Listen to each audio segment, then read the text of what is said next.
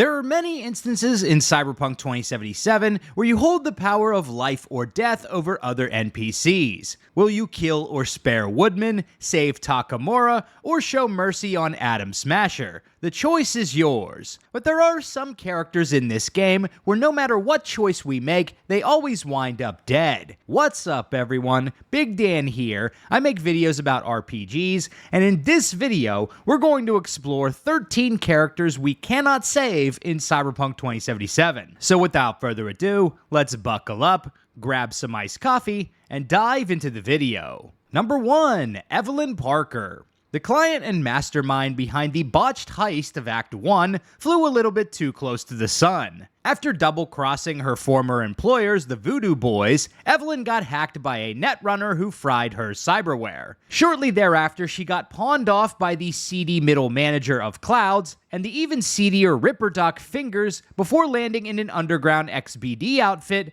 who subjected Evelyn to torture for their sick braindance flicks. Despite Judy and V's best efforts at rescuing Evelyn and giving her a new lease on life, the pain of her experiences was too much to bear, so she ends up deleting herself at the end of this questline. Evelyn's death will end up putting Judy on a path of revenge, and it's up to V whether you indulge her violent whims or help her move on another way. Number 2. Lucius Rhyne. The mayor of Night City meets an untimely end shortly after the events of Act 1. We'll end up investigating the mayor's death, along with our new 5-0 buddy River during the quest I Fought the Law. Interestingly, we can actually spot Mayor Rhyne before his death during the heist on Konpeki Plaza. While navigating the Flathead bot to neutralize the hotel netrunner, we can spy on a meeting with the mayor in the final days of his life. Rhyne will end up biting the dust after viewing a hacked braindance in the Red Queen's race, a secret underground club operating beneath a warehouse in Charter Hill. And while we don't find a definitive smoking gun, there is a lot of evidence that suggests the mayor's underling, Weldon Holt, was involved in Rhyne's death. After the mayor's death, the Red Queen's race was shut down and guarded by Animal's gang members on the payroll of Weldon Holt. So I'll help you. I just gotta know who owes you the eddies. Weldon Holt! Lucius Rhyne's right-hand bull terrier. Candidate for mayor in the upcoming election. Right for the job! Thanks for the help. NCPD officers were also dispatched to clean up the crime scene, including River Ward's partner. And if you try to view the spiked braindance, you almost get your brain scrambled yourself. So it's pretty clear that Rhyne didn't simply die from natural causes. He was assassinated. You ask me, won the heart attack that killed Rhyne. As I said from the start. But someone spiked his BD. That's what killed him. Number 3. Jackie Wells. The most heartbreaking death in Cyberpunk 2077 is losing our best friend Jackie during the heist. After stealing the biochip and escaping Konpeki Plaza, Jackie sadly succumbs to his wounds in the cab ride. One hilarious bug from launch Cyberpunk that some players experienced was a glitch that would swap the biochip with a handgun, which kinda kills the vibe of the cutscene, you know? Biochip. Don't do it for me. But this fateful cab ride is not the last time we will see Jackie, because we will actually have a chance to speak with Jackie again, or at least some version of him. If you send Jackie's body to Victor's clinic after the heist, then Arasaka goons will storm the place and confiscate Jackie's corpse. In this case, if we side with Hanako at the end of the game, we'll have the chance to speak to a digitized engram version of Jackie. The conversation is haunting. Chica, finally! Mama told me things come to those who wait. Some are even good. Jackie, it's really you. Not bad being heir to the Arasaka Empire. Remember anything about what happened? Hit the major leagues, chica.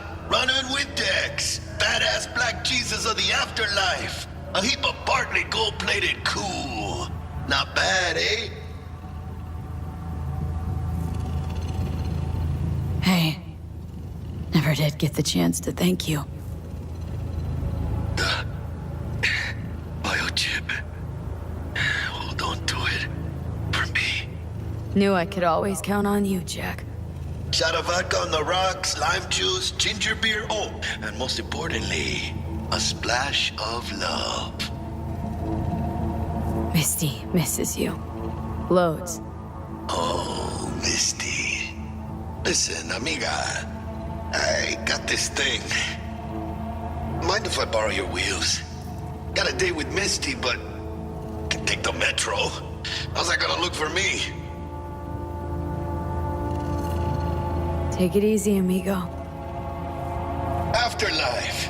See you there. Did you get what you expected? Go fuck yourself, Hanako. So yeah, I wish we could save Jackie for real, cause this scuffed version ain't my friend. Number 4, Saburo Arasaka. The catalyst for the heist going so poorly for Jackie and V is the murder of Saburo Arasaka by his son Yorinobu. Right after yoinking the biochip from Yorinobu's suite, Jackie and V squeeze into a pillar behind the TV and get a front row view to some good old-fashioned patricide.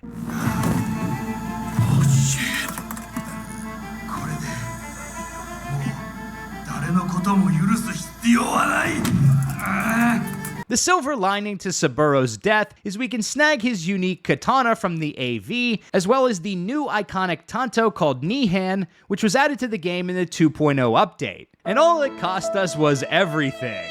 Now, I should mention that there is one ending to the game where Saburo's engram gets installed into Yorinobu's body, so I guess you could say that he technically survives in that one specific scenario. But we'd have to get into the weeds of a philosophical debate about whether the engram is really the same as the original person, which is beyond the scope of this video. In any case, the original organic version of Saburo always ends up biting the dust, no matter what we do. Number 5, T-Bug. The first casualty from our team during the heist is our netrunner acquaintance T-Bug. After Saburo bites the dust and Konpeki Plaza gets put on lockdown, T-Bug gets discovered in the hotel subnet and gets her brain fried by a hostile netrunner. Oh, no, not now. I've been made. Bug! Pinche Dios santo bendito. Just lost T. Major leagues. Happy now, Jackie? It's not immediately clear what happened to T-Bug in this scene, but after the heist, we can confirm her death by speaking to the netrunner merchant in Watson. T-Bug's death. What did you hear? The truth. She got burned, like anyone who tries to hit Arasaka. They found the body in her pad. Nervous system fried. You know what that feels like? Can't say I do. They say it's like 100,000 knives stabbing you at once. I can't imagine a worse way to go. Poor girl.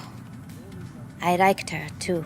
Number 6, Slider. Speaking of netrunners who get their brains fried, another character we cannot save is the VDB Edge Runner Slider during the main quest of the Phantom Liberty DLC. V and Reed need Slider's help to re-establish contact with Songbird, who is using a Blackwall protocol. With a bit of coaxing, Slider agrees to link his net-running capabilities with V's relic to facilitate this connection. But during the data transfer process, as Slider connects to the net, Homie gets straight up cooked by Rogue 8 Eyes residing beyond the Blackwall. No matter what choices we make during this mission, Slider is always a casualty. Number 7 and 8. Aurore and Aymeric Cassel. Slider is not the only netrunner who gets zeroed during the Phantom Liberty DLC. As part of our plan to rescue Songbird and bring her back to the FIA, Reed hatches a plan to kidnap and impersonate the Ginger Edgerunner twins. But after capturing these siblings and taking over their identities, Reed pulls a drastic move before V can react. Whoa. What in the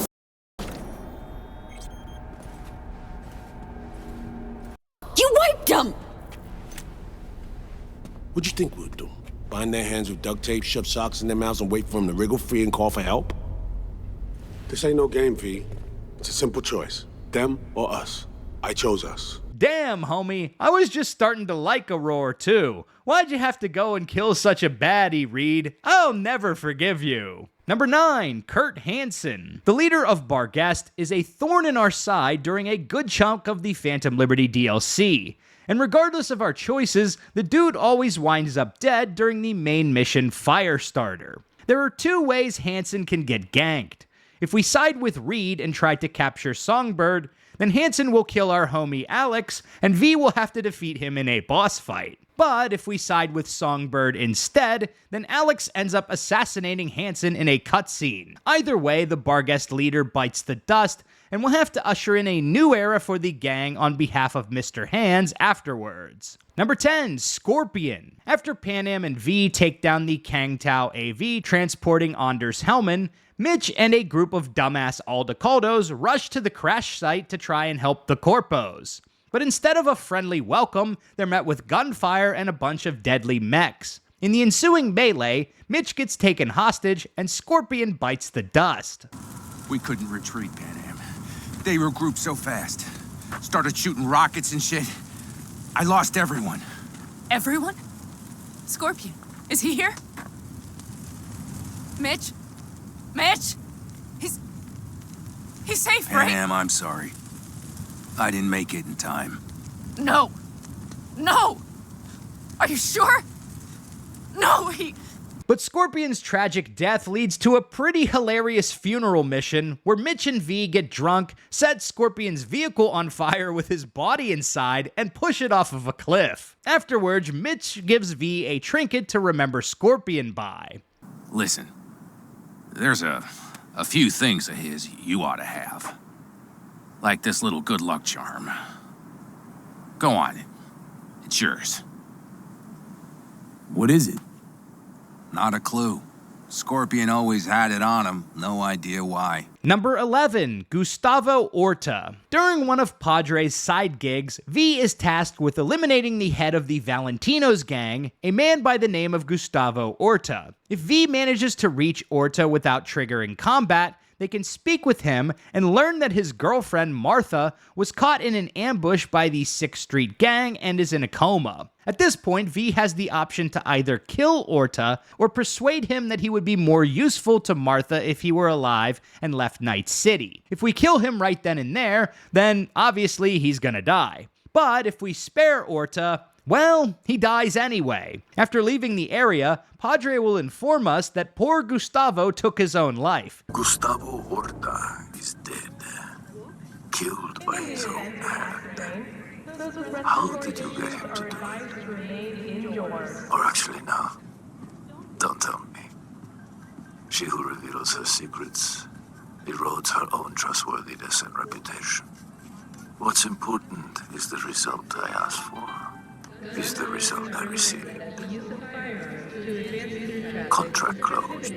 You know what they say, damned if you do, damned if you don't. Number 12, Dexter Deshawn. The fat-assed black Jesus of the afterlife meets his maker shortly after the heist. After betraying V and putting a bullet in your brain, Dex tries to cut a deal with Arasaka. But Takemura isn't interested in playing no games and puts one straight into his dome, killing him instantly. At the beginning of Act 2, if we head to the landfill where Takemura shot Dex, we can loot his iconic pistol called Plan B, which has a unique mechanic. If you completely run out of handgun ammo while wielding this gun, you'll start converting Euro dollars into bullets. So you'll never run out of ammo with this thing, at least until you go flat broke. Number 13, Delamain. Okay, so maybe this one is a bit of a stretch. But during the quest, Don't Lose Your Mind, we'll have to resolve a confrontation between Daddy Delamain and his rogue AI children. We have 3 options for how to deal with the situation: reset the mainframe,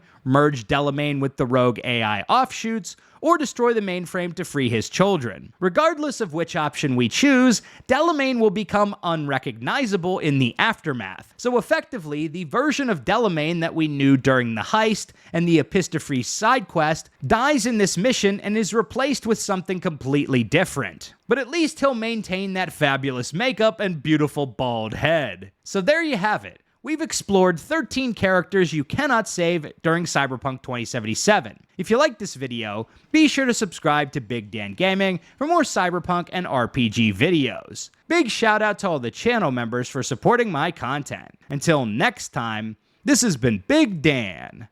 I should go.